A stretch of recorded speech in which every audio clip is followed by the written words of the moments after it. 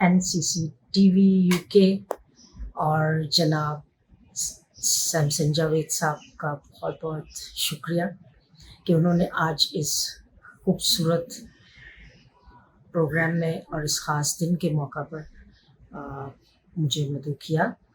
और आज मैं फ़ादर्स डे के दिन पे सारे तमाम वालिद हज़रात को दिल की गहराइयों से मुबारकबाद पेश करती हूँ और उनके फ़ादर्स डे की बहुत बहुत मुबारकबाद। और चंद आशार उन तमाम प्यार करने वाली हस्तियों के नाम पेश करती हूँ। तो ये पंजाबी में है, पंजाबी के चंद अशार हैं आप सबकी नज़र।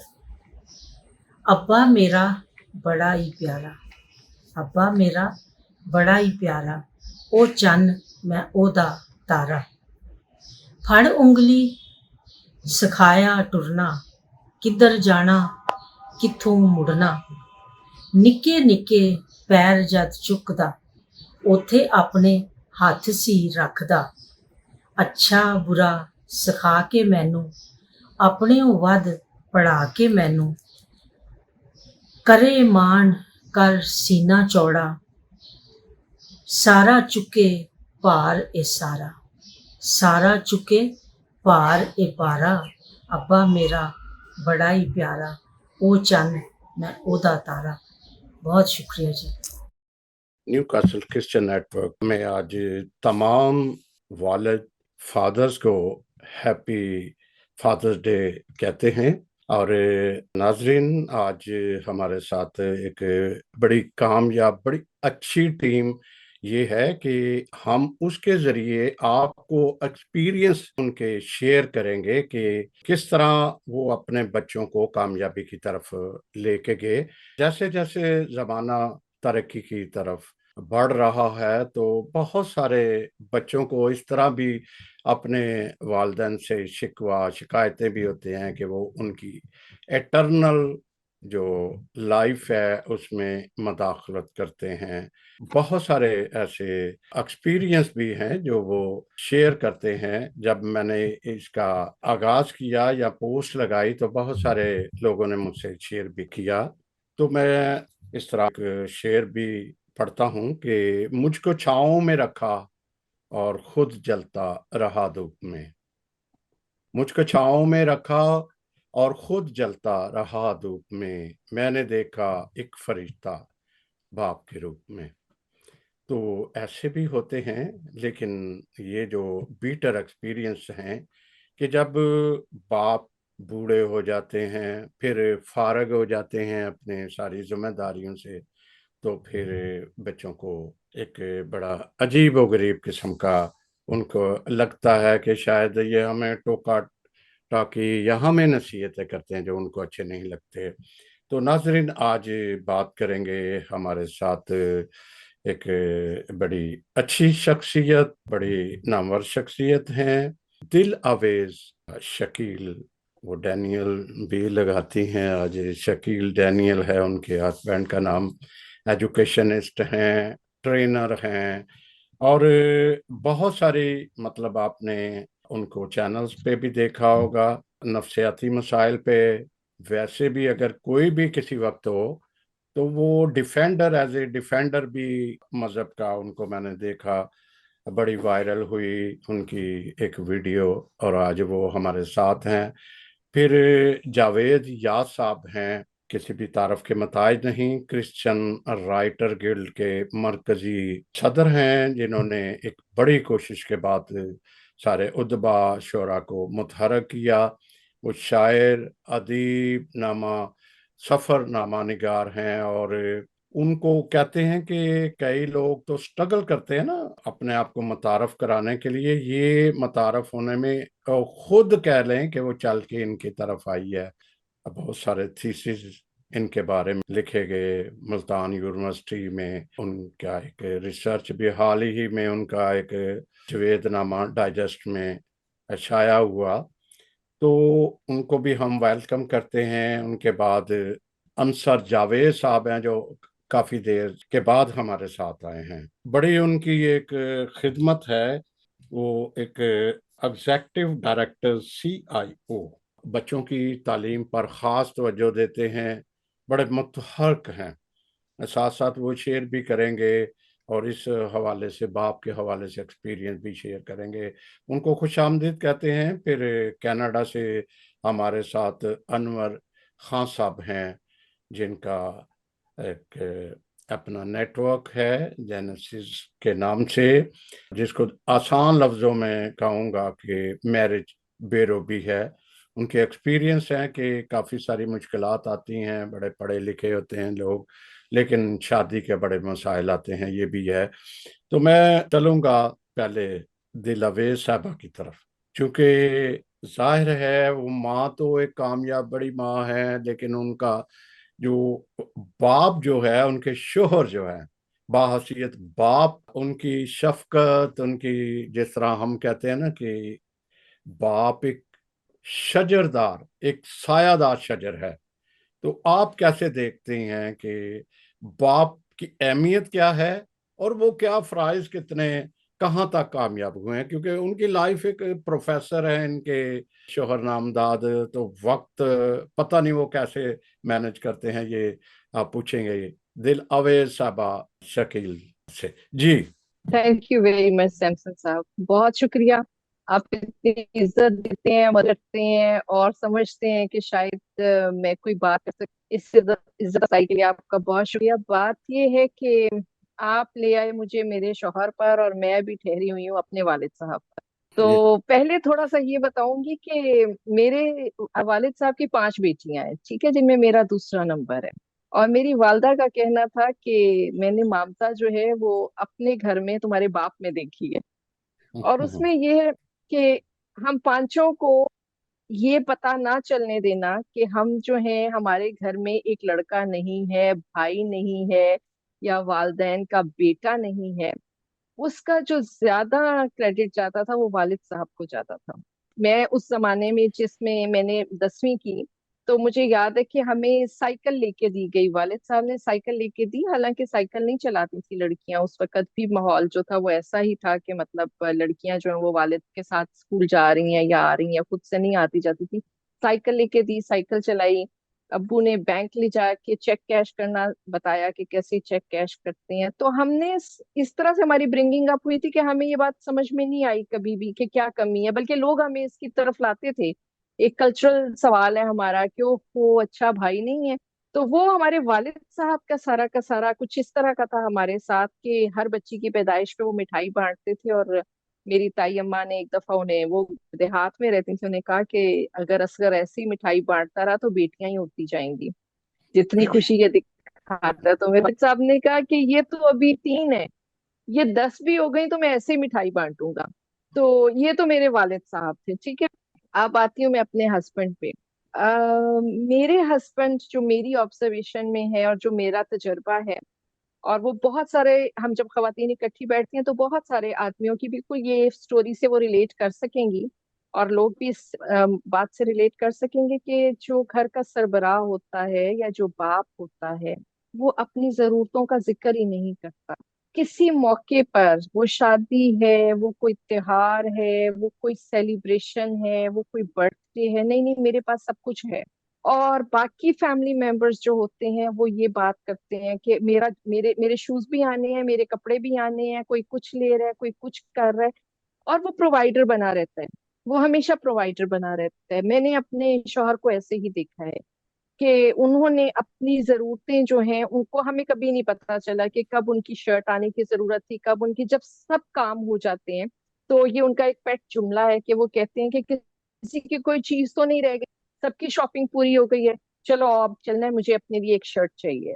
ये डांट डपट जो एक डांट डपट होती है, या ये नहीं किया, या जब बाप का एक साया एक ये भी होता है कि वो भी एक ट्रेनर होता है, क्योंकि माशरे में वो मूव करता है और देखता है कि क्या किस तरह का बच्चा होना चाहिए। तो इस तरह आप देखते हो उनको, बाप उसके तो प्रोवाइडर तो हो गया। उसके लिए मैं एक, हाँ, प्रोवाइडर तो हो गया। उसके लिए मैं एक बात कहूंगी जो मैं कहती हूँ, मैं अपने बच्चों को भी नसीहत करते हुए कहती हूँ और सबको कहती हूँ कि बाप को समझने के लिए, बल्कि ऐसे कहूंगी कि 2 हस्तियां हैं जिनको समझने के लिए एक दूसरे की जरूरत है। एक जमीनी हस्ती है बाप की, और दूसरी आसमानी हस्ती, बल्कि खालिक, मालिक, सब कुछ हमारा क्रिएटर खुदा है।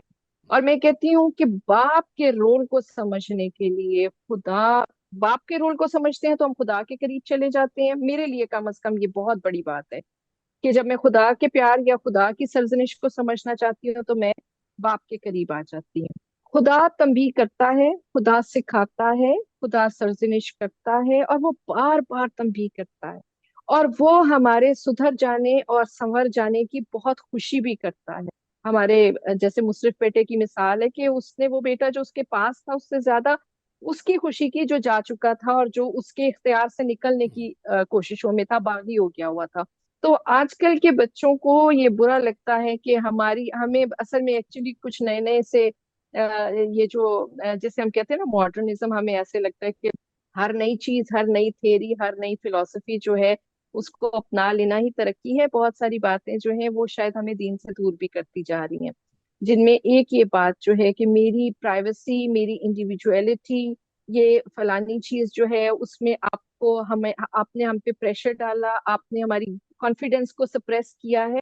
माँ और बाप दोनों, और खास तौर पर बाप क्योंकि वो खानदान का सरबराह है, उसका काम है कि वो अपने बच्चे को हर वो चीज बताए। और हमें वो रियलाइजेशन भी हो जाती है जब हम उस एक जवानी के दिनों से निकल जाते हैं ना। आज मुझे भी याद है कि मैं जवानी में बहुत बागी बेटी थी शायद, क्योंकि मेरे मुंह के अंदर सबसे ज्यादा क्यों होता था, कि हर बात के आगे क्यों, ऐसा क्यों करना है अब्बू जी, ये क्यों जरूरी है अब्बू जी।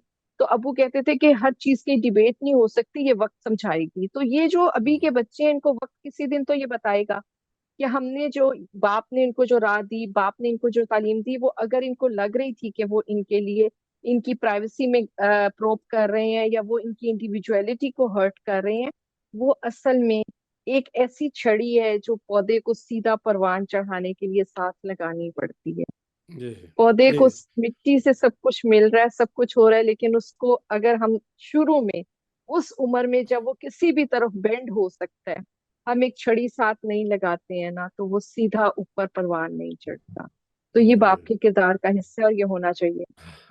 कई चीजों का बाद में एहसास होता है कि बाप उस वक्त जो डांट डपट कर रहा था वो बड़ा सही था।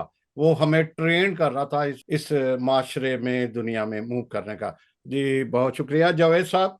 आप माशाल्लाह, जिस तरह आप एक बड़ा नाम है, आपके बच्चे जहां तक मैं जानता हूं दोनों बच्चे बड़े कामयाब, आपकी इतनी रिस्पेक्ट करते हैं, और तीनों। बेटी भी इसी तरह है।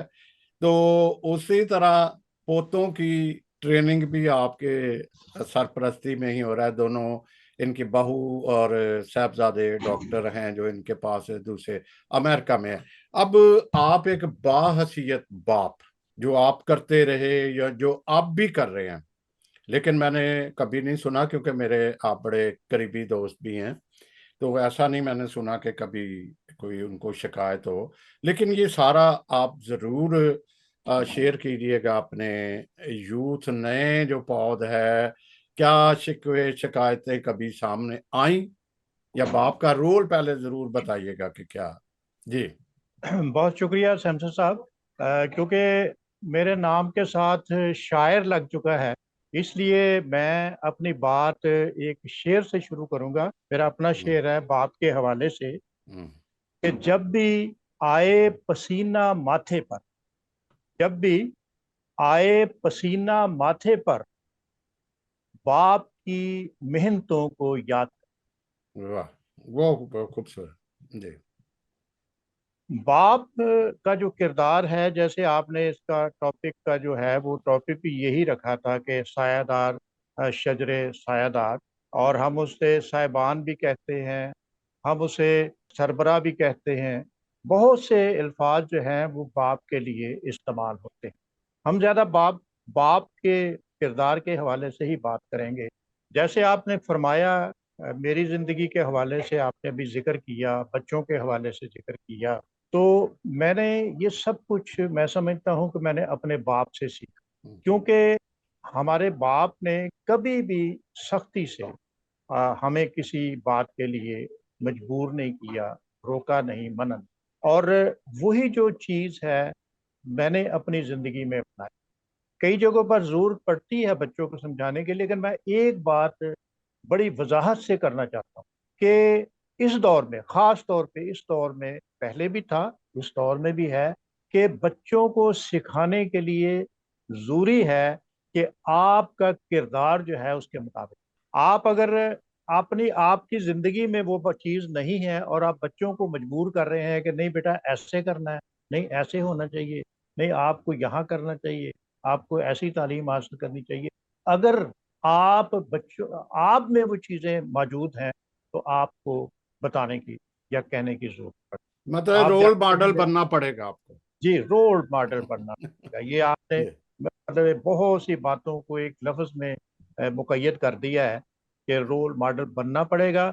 और फिर मैं समझता हूँ कि ये नहीं, मराहिल आते हैं, मराहिल आए भी हैं ज़िंदगी में कि कई कोई बच्चे गलती करते हैं, लेकिन मैं आपको ये बताना चाहता हूँ कि मैंने कभी सख्ती से उनको नहीं रोका, कभी सख्ती से उनसे बात नहीं करी, बल्कि तहम्मुल और दलाइल के साथ उनको समझाया है। और मैं समझता हूँ कि यही मेरी कामयाब ज़िंदगी है और यही आगे मेरे कामयाब बच्चों की जो है वो कामयाब ज़िंदगी है। जैसे आपने अभी फरमाया है कि बड़ा बेटा कंप्यूटर इंजीनियरिंग उसने की चाइना से और वो अमेरिका में है इस वक्त, और बेटी मेरी उसने एमडिव की मलेशिया से और वो नेपाल में है। और इसी तरह तीसरा बेटा जो है वो उसने भी एमबीए किया मुल्तान यूनिवर्सिटी से और आजकल ऑनलाइन बिजनेस करता है थ्रू वर्ल्ड। तो मेरा कहने का मकसद यह है कि मैं तो बड़ा मामूली सा आदमी था, मामूली सा आदमी था, मेहनत करने वाला था।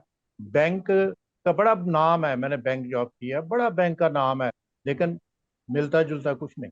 वही वहां से लेते थे और इनकी फीसों पे लगाते थे, वो सब कुछ देखते थे बच्चे कि किस तरह मतलब ये पूरा हुआ है, ये किस तरह हमारा बाप पूरा करता है। और हमने ये बात अपने बाप से सीखी। तो मैं ये कहता हूँ कि ये बहुत ज़रूरी है कि आप बच्चों को डांट डपट की बजाय, बार बार कहने की बजाय अपनी अपने किरदार में वो बात लाएं, तो आपको बहुत ज्यादा मेहनत करने की जरूरत नहीं पड़ती। हाँ जी, अपना हाँ जी, एक्सपीरियंस, जैसे आप सोसाइटी में भी मूव करते हैं, कई जी जी। दफा ऐसी मैं बातें। एक बात अभी अभी हम्म, मतलब दिलावे साहबा बात कर रही थी बेटियों के हवाले से, तो मैं हम्म, आपको ये भी कि यानी आप बच्चों को एतमाद दें, बाप होने के नाते बच्चों को एतमाद दें। मेरी बेटी एक ही बेटी है और मैं आपको बताना चाहता हूँ कि जो बात वो माँ से नहीं करती थी वो मुझसे करती, यानी वो खुल के मुझसे बात करती थी और मुझे हर बात। और बाद दफा फिर उसका रिजल्ट ये भी होता था कि माँ बड़े आराम से मुझे कहती तुसी ਇਹਦੇ ਨਾਲ ਗੱਲ करो, मैंने तो कोई दसती कोई। यानी इस हद तक बच्चों को एतमाद देने की जरूरत है बाप, कि वो उसे अपना दोस्त समझे, उन्हें दोस्त बना के रखें।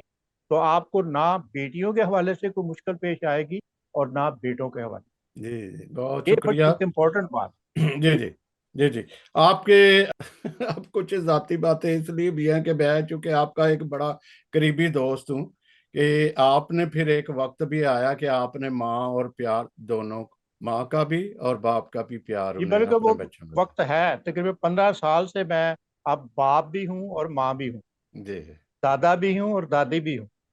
So nice. तो ये मतलब ये है आगे।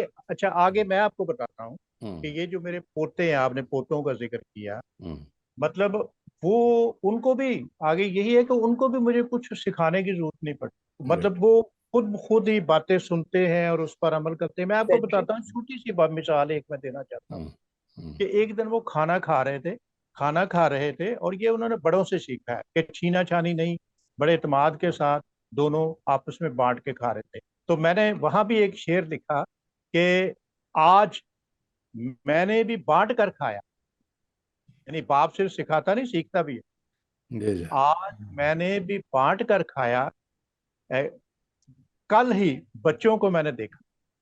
या सो बच्चों नाइस। से भी बंदा सीखता है। जी, वो ऐसे ही होता है कि वो देखते हैं कि हमारे बड़े क्या कर रहे हैं, किस तरह की उनकी सोच है, कैसे मिलने वाले लोग हैं, तो वो भी उसी को फॉलो करने की कोशिश करते जी हैं। जी, ये बहुत जरूरी है। मैंने आप जी। शुरू में अर्ज कर दी थी कि आपको अब, और बच्चे खास तौर पे इस दौर में, अब बच्चे इतने सेंसिटिव हैं और बड़े शार्प हैं कि आप वो मुंह पे आपको कह देंगे, अगर आपको हम्म, उनको कोई बात मना करते हैं ना, करते आप तो वो कर रहे थे, दादा आप तो कर रहे थे, या डैड आप तो ये बात कर रहे थे। तो ये हम्म। बात है कि उनको सिखाने के लिए, समझाने के लिए पहले अपने आप को उसमें वो चीजें लानी। जी जी बिल्कुल, थैंक यू थैंक यू। तो अनवर अंसर साहब से बात करते हैं। अंसर साहब, आप एक बच्चों की एजुकेशन के लिए आपका जितना भी है उसमें पहले अपना एक्सपीरियंस बीइंग एक फादर। आज फादर डे कह लें, पूरी दुनिया में फादर डे मनाया जाएगा। तो ये फादर डे जो है विश भी करते हैं, क्या ये रस्मन या आप किस पे जोर देते हो? क्योंकि मैं कुछ चीजें ऐसी देखता हूँ, मैं कई दफा बोलता हूँ कि हम सारी अपनी खुशियां जो है mother day father day, Pakistan में अभी ऐसा नहीं हुआ, लेकिन सारी जो आपकी फैमिलीज मैटर्स हैं वो किसी और जगह पे चले गए हुए हैं। तो आप कैसे देखते हैं ये फादर डे रस्मी होना, कार्ड दे दिए गिफ्ट दे दिए, तो किस तरीके से पैराए में करते हैं? आप थोड़ा अपने बच्चों का एक्सपीरियंस करके फिर दूसरे बच्चों का भी एक्सपीरियंस कीजिएगा जी। जी सैमसन साहब, थैंक यू सो मच। तो जैसे आपने आगे कहा कि काफ़ी देर के बाद मुझे मौका मिला कि मैं दोबारा आपके साथ प्रोग्राम में शामिल हो सकूं, उसके लिए मैं आपका शुक्रगुजार हूँ। तो आपने बात की, उससे पहले अभी जो बात हो रही थी, 2-3 दफ़ा बीच में आया रोल मॉडल, और मेरे जहन में यही आ रहा था कि आजकल कई दफ़ा वालिद जो है, कई दफ़ा नहीं शायद बहुत ज़्यादा भी दफ़ा ऐसा ही है कि वो एक बड़ी बात मेटल मजाक के तौर पर भी चलती है कि वालिद घर में मौजूद होता है और दरवाजे पर जब दस्तक होती है तो वो बच्चे को कहता है कि जाओ, और घर बाहर में जो नहीं। है उसको कहो कि मैं घर मेरे में नहीं। वालिद साहब कह रहे हैं कि मैं घर पर नहीं। और कई दफा बच्चा भी जाके यही कह वो देता तो है। मासूम है ना। हाँ जी। तो अब ये सारी चीजें जो है रस्मन, मेरा ख्याल है कि बहुत सारी चीजें अगर रस्मन हो रही हैं, लेकिन उनको रियल लाइफ में चेंज करने के लिए भी जो है एक जो है वो एक फैमिली कल्चर एक बेहतर डेवलप होना चाहिए। और फैमिली कल्चर भी डेवलप हो पाएगा जब आप जो है एक बेहतर वालिदैन के तौर पर, एक रोल मॉडल के तौर पर चलेंगे। मैं जिस तरह अभी जावेद याद साहब फरमा रहे थे कि जब बच्चे ये कहते हैं कि आप भी ऐसे कर रहे थे, तो उसके लिए जो है वो बहुत सारी चीजें उन्हें चेंज करनी पड़ती हैं। और यही बात हमारे लिए है कि मैं और मेरी, हमें बहुत सारी दफा चीजों को, इवन कि मैं फोन पर भी अगर मैं किसी से बात कर रहा हूँ तो मुझे इस बात का एहसास होता है कि जो मैं बात कर रहा हूँ वो मेरे बच्चे भी सुन रहे हैं। और अगर मैंने उनको ये कहा है कि जो है ईमानदारी जो है वो सबसे प्रायोरिटी पर चीजें हैं, तो मैं कभी भी लोगों को फोन पे ये बात भी नहीं कहता कि बस मैं 5 मिनट में पहुंचने वाला हूँ आपके पास, जबकि मैं हूँ शायद आधा घंटा पौन घंटा दूर। तो ये बहुत बड़ी एक जिम्मेदारी है कि जो इन चीजों को बेहतर अंदाज से करने के लिए और खानदान में इन तमाम चीजों को बेहतर सेलिब्रेट करना और खानदानी एक कल्चर बनाना, ये बहुत बड़ी जिम्मेदारी है हमारे ऊपर, वालिदैन के ऊपर, और खासतौर पे वालिद के ऊपर, जब हम खानदान के सरबराह के तौर पर हम खानदान को लेकर चल रहे हो। एक एक छोटी सी स्टोरी आपके साथ मैं शेयर करना चाहता हूँ। जिस तरह अभी सैम दिलावेज ने और जावेद साहब ने अपना जिक्र किया इंट्रोडक्शन में भी, या उससे पहले भी जब हम बात कर रहे थे, तो वो अपने बच्चों के बारे में बात कर रहे थे। तो मेरे बच्चे अभी तक तो यूनिवर्सिटी और कॉलेज के स्टूडेंट्स हैं। वो शादीशुदा नहीं हुए, मैं ये नहीं कह सकता कि वो, मैंने उनको कामयाबी के इन दर्जों पर मैंने पहुंचा दिया। लेकिन बहैसियत एक वालिद की जो है वो क्या हैसियत है, मैं उसकी एक स्टोरी आपके साथ अगर मुझे मौका दें तो मैं छोटी सी उसको बहुत शॉर्ट करके मैं सुनाता हूँ। एक यतीम बच्चे की जिसके बहुत छोटे होते ही उसकी इतनी होश नहीं थी कि उसने अपने वालिद को देखा हो। वो यतीम हो गया, और उसकी वालदा जो तालीमी तौर पर नाखानदा थी, तालीम उसके पास नहीं थी, लेकिन उसके बड़ा उसका जज्बा था, उसको बड़ा शौक था कि मेरा बच्चा जो है वो तालीम हासिल कर पाए, ये पढ़े और बड़ा आदमी बने। तो वो खातून जो रोड पे झाड़ू लगाती थी, उसने कहीं से सुना और एक बच्चे को यतीम खाने में जो है उसने दाखिल करवा दिया। और वो बच्चा तालीम हासिल करते हुए उस यतीम खाने में अपनी क्लासेस में, अपने स्कूल में वो हमेशा अच्छे नंबर लेता रहा और खेल कूद में बहुत ज्यादा तरक्की करता रहा। और एक दफा जब उसके यतीम खाने की टीम जो है वो कराटे की टीम कराटे चैंपियनशिप में जब उसने हिस्सा लिया, तो वो यतीम बच्चा जो है वो कराटे चैंपियनशिप जीत कर आ जाता है। और जब वो कराटे चैंपियनशिप जीत कर आया है और वो सारा जो उसका सेंटर है वो खुशी मना रहा है, उसको कंधों पर उठाया, घर आए हॉस्टल में, वहाँ उसकी खुशी मनाई। और सारे जो है जब शाम हुई, रात हुई, खाने के बाद सब सोने चले गए, तो सब लोग खुशी मना के जब सो रहे थे, ये यतीम बच्चा अपने बिस्तर पर जो है वो लेटा, जिसने चैंपियनशिप जीती है, अपने से बड़े, अपने से ज्यादा वजन के ओपोनेंट को उसने हराया है फाइनल में, और वो खुश होने की बजाय वो वहां रो रहा है और उसके आंसू बह रहे हैं। और वो जो उसके पास ट्रॉफी है उसके बेड के साइड पर पड़ी है, और वो उसको ये सोचता है कि काश मेरा बाप होता तो मैं जाकर भागकर उसके पास जाता, और शायद मेरा बाप होता तो वो ऐसे बाजू खोले खड़ा होता और मुझे जाके गले से लगाता था और मैं उसको ये ट्रॉफी भी देता। और जब वो बच्चा ये रो रहा है, उसके आंसू बह रहे हैं, उसी वक्त जो है खुदा पाकू जो है उस बच्चे के पास जो है उसको फील होता है, उससे हम कलाम होता है, उसे याद कराता है कि हाँ, यकीनन तुम्हारा बायोलॉजिकल फादर तो नहीं है, लेकिन जो तुम्हारा रूहानी बाप है वो हमेशा तुम्हारे साथ है, उसने कभी भी तुम्हें तनहा नहीं छोड़ा है। और ये चैंपियनशिप भी तुम अपने से बड़े हैवीवेट को जो है वो हरा कर आए हो, तो यकीनन ये उस बाप की मदद से है, और वो कभी भी तुम्हें तनहा नहीं छोड़ेगा। और उसने, बच्चे ने अपनी जिंदगी में देखा कि वो जहां जहां गया, खुदा ने उसके लिए कामयाबी के दरवाजे खोले, कामयाबियां उसके आगे आती रही। और वो बच्चे, बहुत सारे बच्चे जिनके वालिद भी थे बहुत सारी चीजों में, लेकिन वो बच्चे कामयाब नहीं हो पा रहे थे, लेकिन ये बच्चा जो है वो कामयाबी से कामयाबी हासिल करता है। इनफैक्ट कि उस बच्चे को मौका मिलता है जब वो अपनी जिंदगी में कामयाब होता है, पेशा वो अपना जो है जिंदगी के प्रोफेशन में आगे बढ़ता है, तो उस बच्चे को मौका मिलता कि वो स्कॉटिश पार्लियामेंट में जाकर जो है वो स्पीच करता है। वो ब्रिटिश पार्लियामेंट के हाउस ऑफ कॉमन में जो ऑल पार्टीज का पार्लियामेंटेरियंस पार्टीज हैं, सैमसन जावेद साहब आप जानते हैं, वहां पर जो है मोरिस जॉन साहब उसको अरेंज करते हैं, तो जी वहां पे भी जाके स्पीच करता है।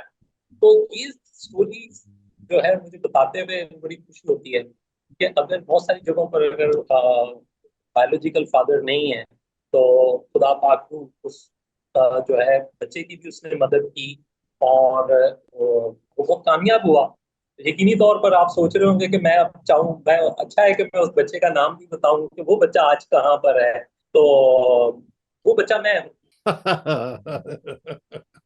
गुड तो सो मैंने मैंने जाहिर बायोलॉजिकल फादर क्या होता है मैंने उसको तो महसूस नहीं किया, लेकिन खुदा जी पाक की मैंने शफकत को, मोहब्बत को मैंने जी महसूस किया। और उसकी कामयाबियों से आज जहाँ मैं बैठा हूँ, जहाँ मैं हूँ, ये उसकी मोहब्बत और उसकी शफकत है। अंसर साहब, मैंने आपको, आपके बड़े सारे प्रोग्राम, आप प्रोग्राम भी चलाते हैं, आपका अपना चैनल भी है, यही तरीकाकार, स्टोरीज का तरीकाकार आपका है, बड़ा खूबसूरत।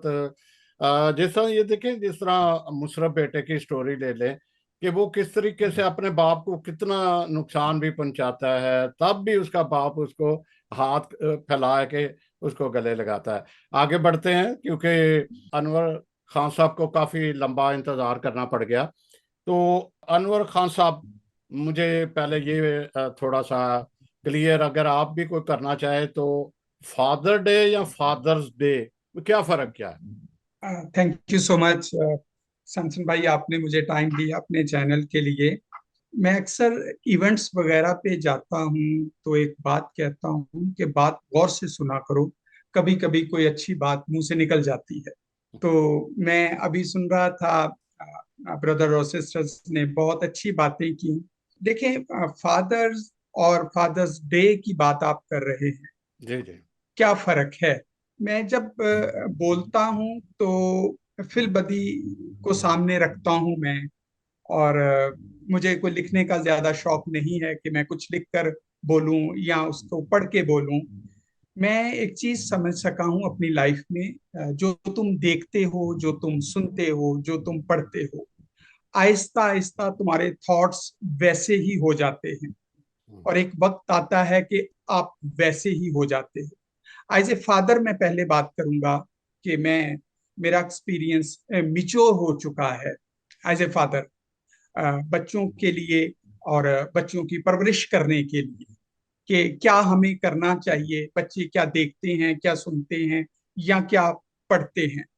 एज ए फादर हर इंसान की जो जिम्मेदारियां हैं या जो प्रोटोकॉल्स हैं वो चेंज हो जाते हैं जब आप फादर होते हैं। तो किसी भी इंसान का जब फादर होना है तो मैं कहता हूं कि उसका मिच्योर होना बहुत जरूरी है। जब तक कि वो मिच्योर नहीं होगा वो एक अच्छा फादर नहीं बन सकता। अगर वो मिच्योर हो जाता है, एज ए क्रिश्चियन वैल्यूज को सामने रखें, तो वो एक स्पिरिचुअल फादर हो जाता है। जब वो स्पिरिचुअल फादर हो जाता है तो एक अच्छा चरवाहा भी वो बन जाता है। तो जब अच्छा चरवाहा बनता है तो वो एक अच्छा खानदान भी बनाता है और एक अच्छी नस्ल बनाता है। तो फादर जो है ये एक बहुत बड़ी जिम्मेदारी के साथ साथ मैं समझता हूँ कि एक एक नस्ल चलाने वाला जो जरिया है, जो सोर्स है, वो फादर है। तो इसके लिए हर फादर की जो जिम्मेदारियां हैं, जहाँ जो प्रोटोकॉल्स हैं, उनको फॉलो करना बहुत जरूरी है। उसमें बहुत छोटी छोटी चीजें आ जाती हैं। हर चीज का बैलेंस रखना बहुत जरूरी है। जैसे मैंने आप लोगों की बातें सुनी, कहीं फादर माँ भी बन जाता है और कहीं दोस्त भी बन जाता है और कहीं वो एक स्ट्रिक्ट बाप भी बन जाता है। तो ये बैलेंस होते हैं, तो ये फादर की रिस्पॉन्सिबिलिटीज हैं। और फादर्स डे भी बहुत जरूरी है। मैं ये भी समझता हूँ कि ये सेलिब्रेट करना किसी भी चीज को, ये इंसानी खुशी के साथ जोड़ देता है। मैं एक छोटी सी आपको बात बताऊंगा कि मेरे घर में एक बहुत बड़ा मिरर लगा हुआ है। तो मैं जब भी रेडी होता हूँ ऑफिस जाने के लिए या कहीं जाने के लिए, तो मैं उसके सामने खड़ा होके अपने बाप को बहुत मिस करता हूँ। और जब मैं उसको मिस करता हूं तो मैं हमेशा अपने बच्चों से भी कहता हूं कि मैनू इस रंग रूप च मेरा प्यो देख नहीं सकिया, और जो मैं कुछ कर रहा हूं वो मुझे देख नहीं सका, तो तुम लोग कुछ अच्छा करना कि मैं देख सकूं। तो बाप की हमेशा, जो भी कोई बाप है, उसकी एक ख्वाहिश होती है जिसे दायमी खुशी कहा जाता है, कि वो अपने बच्चों को अच्छा कुछ करते हुए देखना चाहता है। तो ये बाप की भी जिम्मेदारी है और बच्चों की भी जिम्मेदारी है एज ए फादर, जिसे हम फादर डे कहते हैं, कि वो अपनी बच्चे रिस्पॉन्सिबिलिटी पूरी करें ताकि उनके उसका बाप या वो बाप भी प्राउड फील कर सके और खुश हो सके। बाप की छोटी सी खुशी यही होती है जो उसके लिए बहुत बड़ी खुशी होती है। एक मैं ये समझता हूँ, मैं कहीं जाता हूँ, कहीं अगर मुझे टाइम मिल जाता है बोलने का, तो एक बाप की अगर दुनिया में सबसे ज्यादा खुशी यही है कि उसके बच्चे कुछ अच्छा करें और कुछ अच्छा करके उसी की जिंदगी में उसको दिखाएं और वो खुश हो सके। और वो अपने बच्चों के बच्चों में भी ये खुशियां ढूंढता है एक बाप।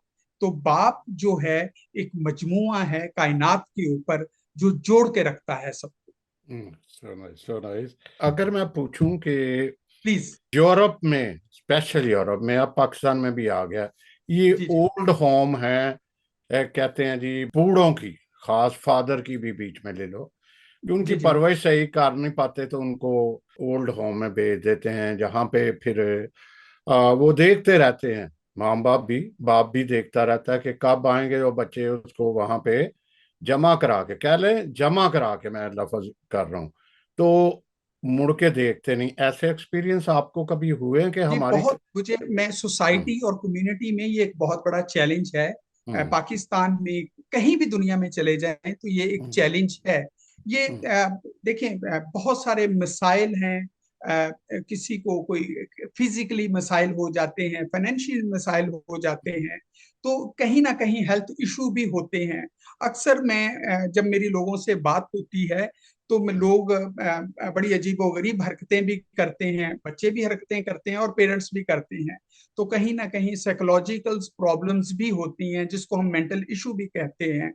तो इसमें कोई ऐसी कबाहत की बात भी नहीं होती अगर कोई ऐसी स्टेज पे है कि जो दूसरों के बच्चों के लिए भी बाइस परेशानी होता है, तो इसमें कोई ऐसी बुरी बात नहीं। मगर मैं एक एक चीज, हमारा जो कल्चर है, अगर हम अपने कल्चर को लेके चलें तो ये बच्चों की जिम्मेदारी होती है, एक रिस्पॉन्सिबिलिटी है माँ बाप की टेक केयर करना। और एक दूसरी बात है कि ये एक नेचर का लॉ है, जिसे हम मकाफात अमल भी कहते हैं, कि जो आप करते हो आपके साथ वैसा ही होता है।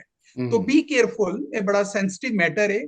और उन बच्चों के लिए मैं कहता हूं कि माँ बाप, मैं आज अपने बाप को मिस करता हूं। मैंने बहुत सारे लोग देखे हैं जो अपने माँ बाप को मिस करते हैं कि ना वो उनकी खिदमत कर सके हैं, और जब खुदा ने उन्हें कोई तौफीक दी है तो माँ बाप नहीं थे। तो मैं ये कहता हूं कि इन मुल्कों में बच्चों के पास वसाइल भी हैं, सब कुछ है, तो आप डू समथिंग गुड कि बुढ़ापे में भी माँ बाप आपको एंजॉय करें और वो जवान हो जाए। जी जी, बहुत शुक्रिया, थैंक यू दिलअवेज साहबा।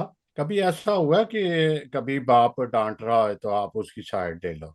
क्योंकि कई ऐसी चीजें हैं, जो मैं आपको फैक्ट की बात कर रहा हूँ, कई दफा माँ सपोर्ट कर रही होती है बच्चों की बाप के सामने ही, या बाप फिर वो फील कर रहा होता है कि ये अच्छा नहीं हुआ, कि बच्चे सपोर्ट करते हैं, वो जिसको कहते हैं ना हलाशेरी, ऐसा भी कई दफा होता है। तो आपकी फीलिंग ऐसी कभी होती है कि आप या तो फिर उसके बाप के, बच्चे के बाप के साथ मिल जाते हो, या बच्चे की साइड लेते हो? बिल्कुल, हर हर इंसान के साथ ऐसा होता है। हम इंसान है, होना चाहिए नहीं है, हम्म होना चाहिए नहीं है। बच्चों की तरबियत के लिए तो हम्म पेरेंटिंग को जितना मैं जानती हूँ और जितना एजुकेशनल साइकोलॉजी में हमें बताया जाता है कि माँ और बाप का एक बात करना जरूरी होता है, लेकिन ऐसा होता नहीं है। ऐसे कभी हो जाता है, और मेरे अपने साथ ऐसा होता रहा है कि मेरे वालिद साहब से मैं इतनी अटैच थी, जिस तरह जावेद साहब ने बताया कि उनकी बेटी हर बात उनसे शेयर करती है, तो मेरा मेरे बाप के साथ बॉन्ड ऐसा था कि वो बातें जो लड़कियां माओ से करती हैं या बाप से एक फासला होता है, मेरा ये था कि मैं हर बात बाप से करती थी और बाप मुझे किसी हद तक स्पॉइल भी करता था। तो अम्मी जो है, फिर उसमें अम्मी एक साइड पे हो जाती थी और अम्मी कहती थी कि आप इसे बिगाड़ते हैं। तो ऐसा हो जाता है, और मेरे साथ भी ऐसा हो जाता था। मैं भी कभी ऐसा कर जाती हूँ कि मुझे ये लगता है कि मैं एक साइड पे कभी बच्चों की तरफ हो जाती हूँ और कभी बाप की तरफ हो जाती हूँ। लेकिन मैं आपसे एक छोटी सी बात शेयर करना चाहूंगी, जिसे जो भी समझना चाहे, कि मेरे साथ बिल्कुल रिसेंटली ऐसा हुआ है, तो मेरा बड़ा दिल करता है, और मैं बहुत से लोगों को जो मेरे साथ फिजिकल कनेक्शन में है ये बताती भी हूँ। लेकिन गाड़ी जो है वो इतनी ज्यादा डैमेज हो गई है एक्सीडेंट में कि वो 3 माह डेंटर के रही, पेंटर के रही, टायर्स के लिए रही, कोशिश के लिए रही, 3 माह मेरे पास नहीं थी, और वो 3 माह जो है मैंने अपने वालिद साहब की गाड़ी चलाई। अब मॉनेटरी टर्म्स में मेरी गाड़ी जो थी, जो मेरे हस्बैंड की थी, वो एक्सपेंसिव कार थी, मेरे वालिद साहब की बड़ी हम्बल सी कार थी। ठीक है, कंफर्ट में भी यही फर्क था, साइज में भी फर्क था। लेकिन कोई बात है ऐसी मेरे और बाप के रिलेशनशिप में, कोई एतमाद उसका ऐसा दिया हुआ था कि मैंने वो 3 माह जिस तरह से गाड़ी को एंजॉय किया है और जिस एतमाद से सर उठा के वो छोटी सी पुरानी कार चलाई है, मैं अपने शौहर की बड़ी और महंगी कार उस एतमाद से नहीं चलाती। ये बिल्कुल मेरे अंदर की दिल की बात है जो मैं आपको बिल्कुल बता बिल्कुल। रही हूँ। तो ये होता है बाप, अच्छा, तो मैं बाप ये आपसे होता है। एक पूछना ये चाहूंगा कि कभी किसी ने कहा है कि यह मेरा बाप, अब उनके पास कोई काम नहीं है, अब वो मेरी इंटरनल लाइफ में कभी ऐसा आ जाए मरहला, या पेश आया है कि मेरा बाप ऐसे ही मेरी जिंदगी में इंटरफेयर करता है, मुझे समझाता है, अब उसके पास कोई काम नहीं, अब फालतू वक्त है, वो यही करता रहता है, किसी ने सलाम नहीं किया तो किसी ने फोन नहीं किया। अगर ऐसा कोई आ जाए, फिर आप कैसे उसको कम्युनिकेट करेंगे, या आप कैसे उसको समझाएंगे? ये एक ऐसा हकीकत है जिंदगी की, इसको अगर हम तस्लीम कर लेते हैं ना, हम्म मतलब अब बहुत सी बातें, जैसे अभी मुझे बड़ा अच्छा लगा कि अनवर भाई ने ये कहा कि अगर आप ऐसा करते हैं कि आप बेहतर केयर के लिए आपके वालिदैन जो हैं वो मेंटली या फिजिकली इतने डिपेंडेंट हैं कि आपको लगता है कि मैं उनको वो केयर नहीं दे सक रहा, आप उनको ओल्ड होम में छोड़ते हैं, तो वो इतनी वावेला करने वाली बात नहीं है अगर आपके पास कोई और इंतजाम नहीं है। उसी तरह मैं ये कहूंगी कि ओल्ड एज एक ऐसी चीज है जिसमें वाकई ही किसी इंसान की वो अफादियत नहीं रहती जो भरपूर जवानी में होती है। तो ये बात दोनों साइड्स पे समझाने वाली है। हम सिर्फ औलाद को समझाते हैं, हमारा कल्चर सिर्फ औलाद को ये समझाता है कि आप इस तरह बात नहीं करें, आप गुस्ताख हो रहे हैं, माँ बाप गलत भी करते हैं तो वो सही है। नहीं, हमें उन वालदैन को, मैं भी अब उस उम्र में हूँ जिसमें मैं अपना प्राइम टाइम गुजार चुकी हूँ, और 10 साल के बाद मेरे बच्चों को, अभी भी मेरे बच्चों की वो डिपेंडेंस नहीं है, बच्चे इंडिपेंडेंट हो गए हैं, यूनिवर्सिटी में है बेटी, माशाल्लाह शादी करने वाली है। तो एक वक्त में आके हम बच्चों को हर बात पे रोक टोक उस तरह नहीं कर सकते जिस तरह हमने बचपन में की है। अब वो जो बनना था वो बन चुके हैं। एक तनावर दरख्त को हम अगर हाथ से मुक्का मार के सीधा करना चाहेंगे तो हमें चोट लगेगी। हमें इसको समझना चाहिए वो वक्त गुजर गया जब वो एक डेलिकेट पौधा थे और हमने उनको छड़ी लगा के सीधा करने की कोशिश की। अब मेरा ख्याल है वो वक्त नहीं है, और इसको जितनी जल्दी, जैसे हम सास ससुर के लिए कहते हैं कि उन्हें पता होना चाहिए कि अब मेरी औलाद जो है वो अपनी जिंदगी शुरू कर रही है और वो किसी और का साथी बनने जा रहे हैं, तो हम वहां पे नहीं रहेंगे जहाँ पे हम हैं। तो दिलावर ये साहब, हमारी असल में कंप्रोमाइज करना समझना तो चाहिए कि बच्चे की फीलिंग और अपनी और बच्चे को अपने माँ बाप की कुछ ना कुछ, क्योंकि नया घर होता है, दूसरा घर उसकी एक और जिम्मेदारी हो जाती है, लेकिन समझना जरूरी है। ये जो अनवर साहब ने बात की कि कंडीशनल तो हम सपोर्ट करते हैं कि कई बेटर केयर मिलती है ओल्ड होम में, तो ये वजूहात तो चले ठीक है, लेकिन कई दफा पंजाब में ज्यादातर यही देखा ओ यार बुढ़े को हुण काम भी नहीं करता, हाले चंगा भला वे, तो वो यही समझते हैं कि ये बस घिसता पड़ता ऐसे ही चलता रहे, बस बेकार ना बैठे। बहुत सारी ऐसी स्टोरी हमारे सामने आती हैं जिनको समझना बड़ा जरूरी है। दिलावर साहब, आप हाँ कुछ नहीं नहीं बिल्कुल आप, हाँ हाँ, बिल्कुल आप आगे चलें। बस एक छोटी सी बात कहूंगी। हम मिजाज के काफी तेज हैं, मतलब सब जवानी में मिजाज में तेज होते हैं और बुढ़ापे में जाके हम थोड़े धीमे पड़ जाते हैं। तो ये जो मिजाज की तेज जनरेशन है ना, इसके पास बहुत सारे हल है। मैं आपको एक छोटी सी बात बताने लगी हूँ, जिसको एक मिसाल दूंगी, उस तरह के कई काम हम कर सकते हैं। हमने अपने वालिद साहब को कंप्यूटर की आदत डाली है इस तरह की कि वो उनका साथी बन गया है। वो पहले शोर होता था घर में, तो जो छोटे बच्चे पढ़ रहे होते थे वो कहते थे कि नाना कंप्यूटर पे ऊंची ऊंची गाने लगा लेते हैं, हम डिस्टर्ब होते हैं। अब हमने उनको हेडफोन इतना स्मार्ट ले दिया है कि वो बड़े सुकून से बैठ के दुनिया जहान की इंफॉर्मेशन अपने इंटरेस्ट के हिसाब से सारा दिन देखते हैं। उसमें जब उनको आवाज आती है कि अब्बू जी आके खाना खा लें, तो वो बड़ी खुशी खुशी आके खाना खाते हैं। अब्बू जी आपका फोन आया, वो बड़े अच्छी तरह फोन सुनते हैं और भागते हैं फिर उस कंप्यूटर की तरफ। तो बात यह है कि बाप जिसने आपको बचपन में, जैसे अब आपके मसाइल हैं, इस तरह जब मैं छोटी थी मेरे मसाइल थे। मैं टॉयलेट के लिए डिपेंड कर रही थी, मैं खाने के लिए डिपेंड कर रही थी, मैं नहाने के लिए डिपेंड कर रही थी, मैं हर चीज के लिए डिपेंड कर रही थी। मुझे कैसा लगता अगर मेरे वालिद साहब मुझे उस वक्त एक किसी नर्सरी में छोड़ आते और कहते कि ये मेरे लिए मसले बन रहे थे, तो मैं अपनी बच्ची को, तो जिस तरह उन्होंने हमारे मुश्किल दिनों में हमें छोड़ा नहीं है, हम भी उनके मुश्किल दिनों में वो सब्र दिखा सकते हैं जो उन्होंने हमारे लिए दिखाया था। जी जी, बहुत मैं आगे एक छोटा सा बात करते हुए जाऊंगा। जावेद यास साहब के जो तख्लीकार हैं, तख्लीक करते हैं स्टोरी भी, मतलब ये आगे आम इंसान से आगे जाते हैं जो तख्लीक करते हैं। मैं एक छोटा सा शेयर करना चाहूंगा आप सारे नाजरीन से भी जो सुन रहे हैं इस वक्त। तो एक डिमेंशिया जो है वो आम है यूरोप या तरक्की याफ्ता ममालिक में। डिमेंशिया पाकिस्तान में या एशिया में पता नहीं चलता डिमेंशिया का, लेकिन अभी सामने आना शुरू हो गया आहिस्ता आहिस्ता, वो डिमेंशिया वहां भी होता है। तो एक शोहर जो है ना वो डिमेंशिया, मतलब उन्होंने केयरिंग होम में जो है अपनी बीवी को दाखिल कराया होता है।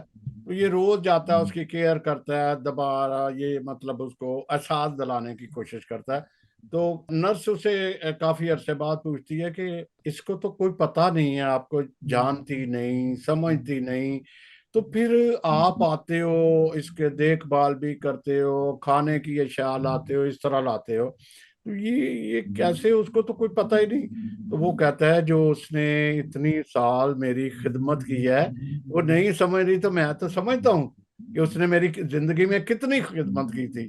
तो इसलिए मैं वो उसकी खिदमत का किसी ना किसी तरीके से एहसान मानूं और जताने की कोशिश करता हूँ। जी। तो जावेद साहब, ऐसे वाकयात बड़े सारे आते हैं जहाँ पे वालिदैन बच्चों के लिए मुश्किलात बन जाते हैं। ये नहीं कि वो वालिदैन के ही डिफाल्टर होते हैं या होते हैं। तो ऐसे वाकयात में क्या करना चाहिए? हम लोग तो स्टोरी क्रिएटर हैं, आप भी हैं, मैं भी, एक कॉलम के जरिए या चैनल के जरिए हम उनको करते हैं। तो क्या उनको हाल पे छोड़ देना चाहिए? देखिए शमसू साहब, आप जानते हैं कि मैं हमेशा ये जो माशरती हमारे मसाइल हैं उन्हीं को तख्लीक में लाता हूँ। और अभी आप जानते हैं कि आपका जो चल रहा है वीकली, जो आपका जो अखबार है, मैगजीन है, वो चल रहा है, उसमें भी मैं वीकली लिखता हूँ कि हमारा रुख किधर है। यानी ये उसका मुस्तकिल उन्वान है और कोई ना कोई माशरती बात जो है उसमें से लिखी जाती है और आप अप्रिशिएट करते हैं लोग भी। मैं एक बात जो ना करना चाहता हूँ आज, वो ये है कि सबसे ज़रूरी बात है, बड़ी अच्छी अच्छी बातें सब दोस्तों ने की हैं, वो बच्चों को एतमाद देने की ज़रूरत है और उनको कॉन्फिडेंस में लेने की ज़रूरत है। मैं घर की बातें करने लगा हूँ, लेकिन मैं समझता हूँ कि ये बड़ी होंगी सबके लिए मशले राह।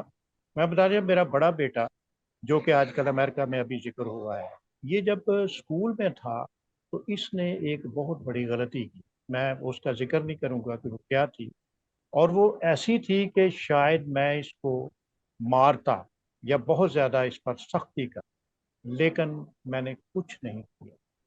मैंने इसको तन्हाई में अलग बैठाया, कोई घर में नहीं था, उसको समझाया और सिर्फ उसके ज़हन में ये बात डाली कि बेटा मैं तो तुम्हें बड़े ऊंचे मुकाम पे देखना चाहता हूँ। तो ये क्या है? सही। वो बच्चा वो अपनी सीट से उठा और आकर मेरे गले लग गया, जार कतार रोना शुरू कर दिया। उसने कहा कि डैड, आइंदा ऐसी गलती नहीं हो, और नहीं हुई। उसके रिजल्ट ये है कि आज वो वर्जीनिया में भी जिक्र हो रहा था कि एक बहुत बड़ी कंपनी में वो जीएम है।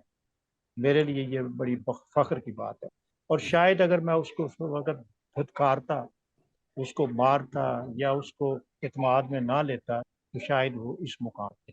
फिर मैं एक बात और, फिर मोहतरमा दिलावेज हमारे साथ हैं, तो मैं बेटी की मिसाल भी एक देना चाहता कि मेरी बेटी मलेशिया में एमडिव कर रही थी, मास्टर इन डिविनिटी। आप जानते हैं कि शी इज पास्टर नाउ। तो वो एमडिव कर रही थी और वहाँ जाहिर है, मतलब दूसरे मुल्क में, दूसरे माहौल में उसे कोई पसंद आ गया। लेकिन मैं बताता हूँ कि इस हद तक एतमाद दिया हुआ था कि उसने खुद कोई फैसला नहीं किया, मुझे बताया, मेरे साथ, माँ के साथ भी नहीं, मुझे बताया, मेरे साथ बात की।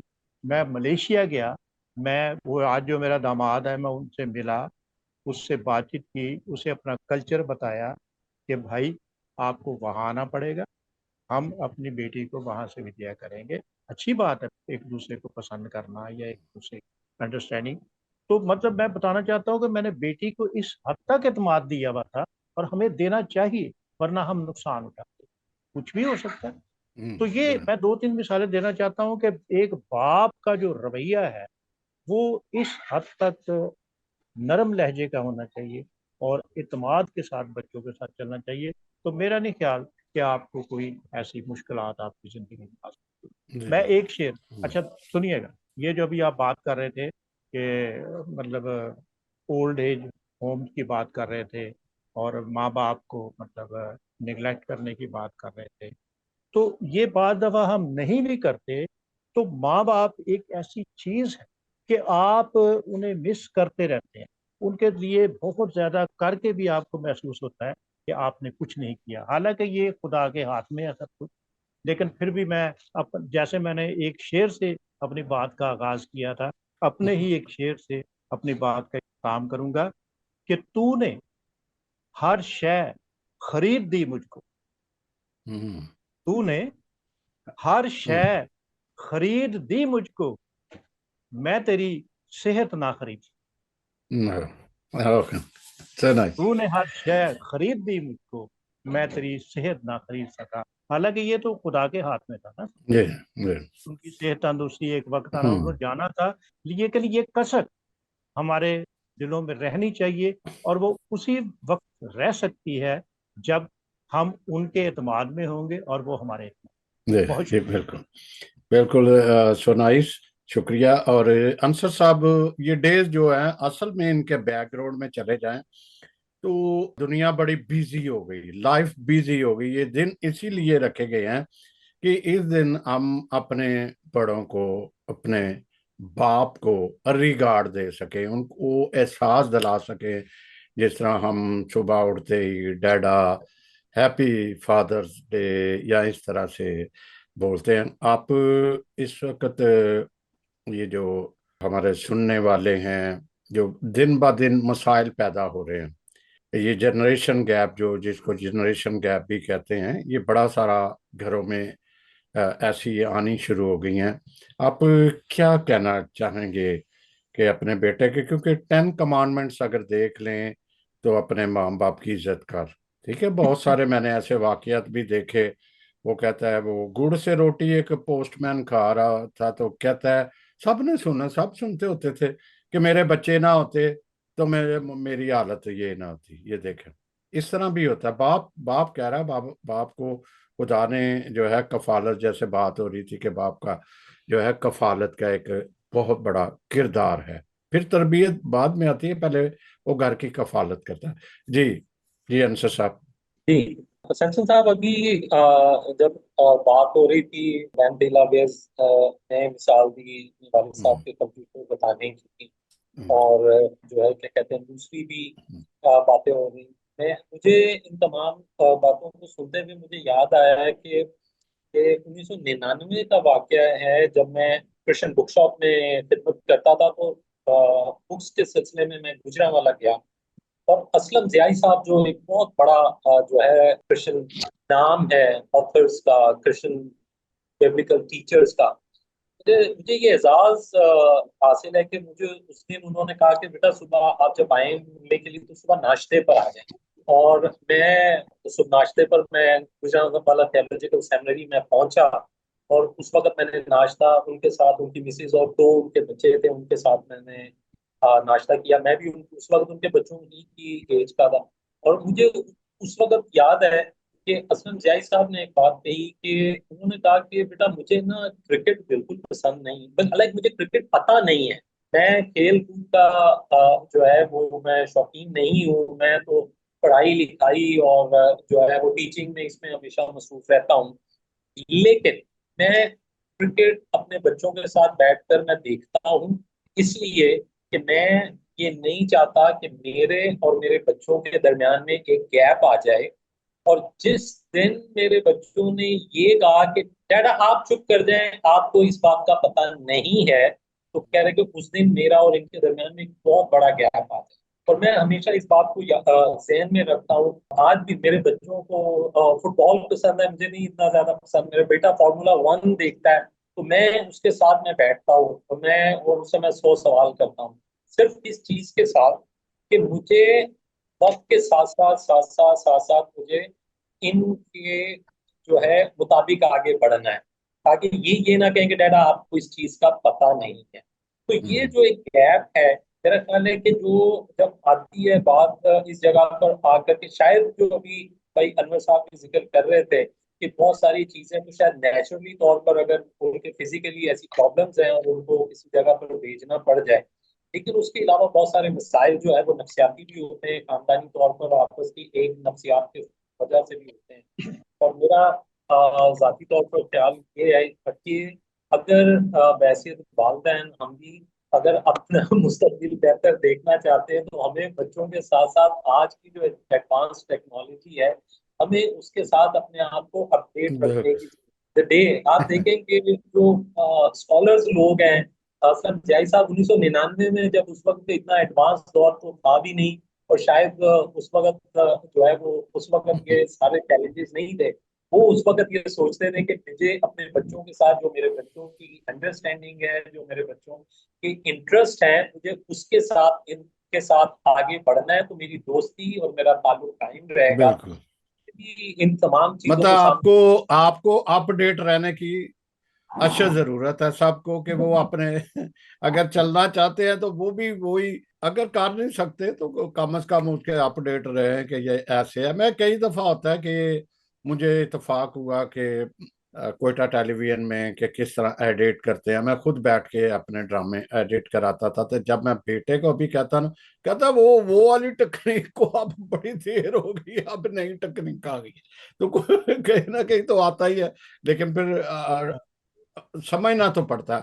तो थैंक यू, आगे चलते हैं।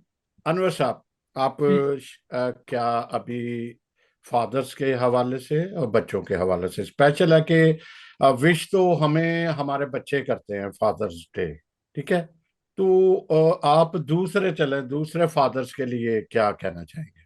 मैं ये कहना चाहूंगा कि वक्त बहुत स्पीड से बदल रहा है, जी। स्किल्स चेंज हो रही हैं, अपनी लाइफ के जो प्रोटोकॉल्स हैं, जो वैल्यूज हैं, वो भी इंसान चेंज कर रहा है। एक वक्त होता था कि हम कहते थे कि लिखाई अच्छी होनी चाहिए, अब वो वक्त है कि उसकी जरूरत नहीं है, हम कीपैड से लिख लेते हैं, नॉट अ इशू। तो लाइफ भी कुछ इस तरीके से है कि वक्त के साथ साथ हमें बदलना पड़ेगा, बट बी केयरफुल। मैं उन बच्चों के लिए या उन पेरेंट्स के लिए भी ये कहूंगा कि ये ना हो कि आपको फिर पछताना पड़े, क्योंकि हम नेचर के खिलाफ नहीं चल सकते। तो नेचर कहती है कि बाप एक एक दरख्त की मानिंद है, और वो अपने फल से पहचाना जाता है। तो बात कुछ यूं ही है, और बाइबल भी कुछ यूं ही कहती है। तो कहीं ना कहीं हमें अपनी जो रूट्स हैं उनको ताज़ा रखना बहुत ज़रूरी है, और वक्त के साथ हमें अपना और अपनों का ख्याल रखना बहुत ज़रूरी है। अच्छा, मैं ना एक बात करना चाहूंगा कि अब चूंकि हमारा एक टाइम होता है, 1 मिनट में हमने आज इस फादर्स डे के मौका पर पैगाम देना होता है, सिर्फ शॉर्ट 1-2 जुमले में। इस हवाले से आप क्या एक पैगाम देंगे फादर्स डे के? क्योंकि इसी फादर बहाने आप अपने फादर को भी कर सकते हैं, आप जी, अपने चचा या दूसरे किसी को भी मैं आप। एक एक लफ्ज में बात कहूंगा उन बच्चों के लिए हम्म। जो ग्रोइंग एज में हैं। बी केयरफुल, ये ना हो कि बाद में आप पछताएं। दिलवेज साहब, आपके वालिद साहब हयात हैं अभी, कि आप अपने अपने बच्चों के वालिद को विश करना चाहें? अच्छा, मैं अपने बच्चों के वालिद साहब क्या है, तो अभी बहुत सारे काम पड़े हुए हैं, ठीक है। वो तो अभी समझे कि अभी टेस्ट से गुजर रहे हैं, तो उनके बारे में तो मैं वसूख से नहीं कह सकती। लेकिन मेरे वालिद साहब जो अपने बच्चों के बच्चे, आप सब माशाल्लाह पांचों बच्चियां शादीशुदा जी। देख चुके हैं, मैं मुआसरत करना चाहूंगी। और मैं ये प्रोग्राम अपने वालिद साहब को भेजूंगी ताकि उन्हें पता चले कि मैंने स्क्रीन पे और सामने दुनिया की उनसे मुआसरत की है कि मैं बहुत ज्यादा बगावत करने वाला बच्चा था। और जो आज के वालिद साहब हैं सारे के सारे, उनसे ये कहना चाहूंगी कि बगावत करने वाले बच्चे के सवालों का जवाब देने के लिए तैयार है। वो बहुत जरूरी है। जो सवाल जवाब नहीं दिए जाएंगे वो फिर उसकी बगावत को बढ़ा देंगे। Thank you. ये मोहब्बत कहते ही इसको हैं कि आपका लड़ाई झगड़ा भी, मोहब्बत की बात कर रहा हूँ, वो बाप बेटे और दोस्तों के तरह मोहब्बत। तो आपकी लड़ाई भी होती है, और फिर आप क्या हो कि नहीं, आप देख ले छोटे बच्चे हैं, कितनी माँ भी मारती है बच्चे, वो फिर वो ऐसे का वैसे ही होता है। तो ये बड़े होते भी इसी तरह अगर चलती जाती है तो एक मुस्तहकम घराना भी और प्यार भी मजबूत रहता है। ये कोई ऐसा नहीं कि वो बासपति रिश्ते हैं या दूसरों का आप किया तो उसने मुंह ही फेर लेना, ये एक रिश्ता। जी जावेद साहब, कल आपको या रात को आपको आएगा हैप्पी डैडा तो मैं कह रहा हूँ, आप क्या मैसेज देते हैं अभी? हाँ हाँ हाँ। जी। अब बात यह है समझा, मैंने तो वैसे तकरीबन अपना हाँ। मैसेज आपको दे ही दिया है। हम्म। मतलब जो हम्म। बाप है वो एक ऐसी नायाब चीज़ है, चीज़ तो नहीं, चीज़ से तो बहुत वो ऊपर है। जी। तो मतलब उनको उनके एतमाद को ठेस ना पहुंचाना और उनकी अच्छी बातों को, उनकी नसीहतों को लेकर आगे चलना, मैं समझता हूँ कि ये हमारी ज़िंदगी में और हमारी ज़िंदगी की कामयाबियों का एक बुनियादी जो है वो पहलू है और बुनियादी चीज़ है। मैंने तो अपने वालिदैन से यही सीखा है, अपने बाप से ख़ास तौर पे, कि उनकी मेहनत जो है हमेशा मेरे सामने रहती है। और उसके बाद मैंने जो कुछ अपने बच्चों के लिए किया है वो भी यही चीज़, कि मुझे याद है, मैं फिर जाना चाह रहा हूँ कि एक छोटा सा, वो भी आधे मिनट की बात है, कि जब मेरे वालिद साहब रिटायर हुए तो मैं उस वक्त कॉलेज में था और मैंने शायद बीए का एग्ज़ाम दिया हुआ था। तो हालात घर के कुछ ऐसे हो गए कि मैं चुपके से गया एक स्कूल में, और वहाँ पर मैंने यानी पीरियड पढ़ाने के जो था वो ले लिया। तो मेरे वालिद साहब को जब पता चला, बड़े नाराज़ हुए कि तू ऐसे क्यों किया। मैंने कहा नहीं, मेरा दिल चाहता था कि मैं आपकी मदद करूं, मैं आपकी हेल्प करूं। तो ये यानी बाप का किरदार होता है, और उसका जिक्र भी हुआ है बाइबल से भी। वो जो मुस्लिम बेटे की कहानी है उससे भी पता चलता है कि बाप तो हमेशा, ये हमेशा हम बात ज़हन में रखें कि बाप हमेशा, चाहे हम कुछ कर लें, वो हाथ फैलाए खड़ा होता है कि कब मेरा बेटा जो है वापस मेरे पास आए। थैंक तो यू। यही वो इत्मीनान है जो मैं चाहता हूँ कि हमें मिला और हम अपने बच्चों को जी कर रहे हैं, जी और अंसर पोतों को साहब। भी fulfill कर रहे जी बहुत शुक्रिया। जी अंसर साहब। जी, मैं अपनी उसी बात को दोबारा, स्टोरी का जो मैंने जिक्र किया कि मैंने अपनी स्टोरी बताई, कि मुझे हमेशा इस बात का एहसास रहा और आज तक भी मैं अपने बायोलॉजिकल फादर को मिस करता हूँ। आज भी खुदा जब कामयाबियां देता है बहुत सारे ऐसे मौकों पर, तो फील होता है कि यार काश मेरा बाप होता, मैं जाके उसके गले लगता। तो वो फीलिंग जो है मैं आज भी मिस करता हूँ। और देखने वाले तमाम खासतौर पे नौजवान बच्चों को जो है यही कहना चाहता हूँ कि इफ यू हैव वन, उसकी कदर, उनकी कदर कीजिए और उसको खुदा का एक कीमती तोहफा समझकर जो है उसको एंजॉय कीजिए। जी बहुत शुक्रिया।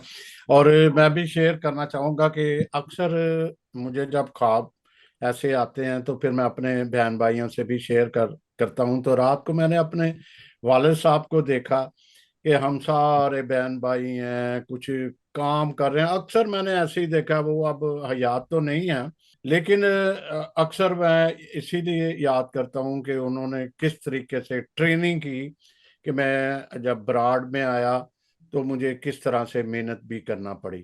लेकिन उन्होंने मुझे ये सारी मेहनत के लिए पहले से तैयार किया हुआ था कि आप कैसे माशरे में जीना है।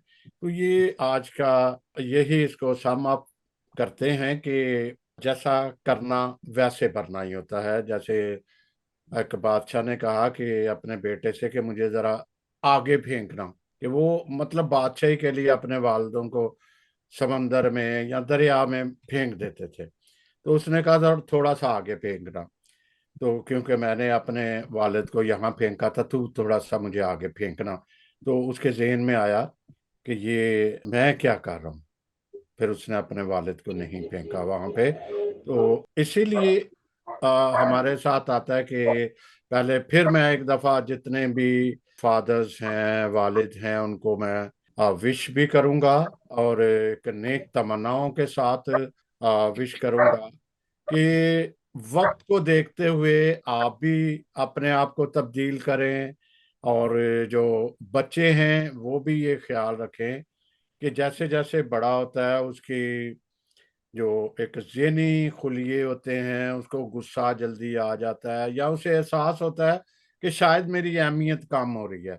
वो आपको रियलाइज कराने की कोशिश कर रहा होता है कि आप समझें, आप अपने वालिदैन की या वालिद की जो एक इज्जत है या उसको नेग्लेक्ट ना करें, उसको याद रखें। चाहे कितना भी आप मसरूफ़ हैं, ज़रूर याद रखें। मुझे कई दफ़ा ऐसा होता है कि मैं कहता हूँ कि यार आपको अपने वालिद साहब की जगह को याद रखना चाहिए था। बहुत शुक्रिया। नाजरीन, यकीनन आज का दिन आपके लिए एक बड़ा अच्छा होगा। विश के साथ भी आपके बच्चों के लिए भी हम विश किया है और पसंद आया होगा। बहुत शुक्रिया, थैंक यू। और मैं अनवर खान साहब की खिदमात को भी रिगार्ड पेश करते हुए उनके अल्फाज के, उनके वक्त के लिए भी कि उन्होंने वक्त दिया, बड़े अच्छे खूबसूरत अल्फाज में अपना मैसेज कन्वे किया दूसरों, ताकि इसी तरह दिल अवेज साहबा आपके लिए भी हम शुक्र अदा करते हैं, ममनून हैं कि आपने वक्त दिया। तो इस तरह जावेद साहब, आपके लिए भी आपकी स्टोरी तो छपती रहती हैं, बड़ी अच्छे आप उस हिसाब से आगे मैसेज छोड़ते हैं। आपका भी शुक्रिया। अंसर साहब, आपका काम जो जानते हैं कि आपका बड़ा वसी काम है, और बड़ी अच्छी आपने एक जो आपने अपनी रीजनल स्टोरी सबसे शेयर की कि वो बेटा आज ये है कि आज बाप को ये नहीं बता सकता कि बाप मैं वो तेरा बेटा जो तेरी शफकत से महरूम रहा, आज देखो कैसे वो कामयाबी से दूसरे बच्चों को आगे वो मुंतकिल कर रहा है, अवेयरनेस दे रहा है, उनके लिए एफर्ट्स कर रहा है कि वो तरक्की की राहों पे चलें। बहुत शुक्रिया। खुदा आप सबका हामी नासिर हो। Thank you. ओके।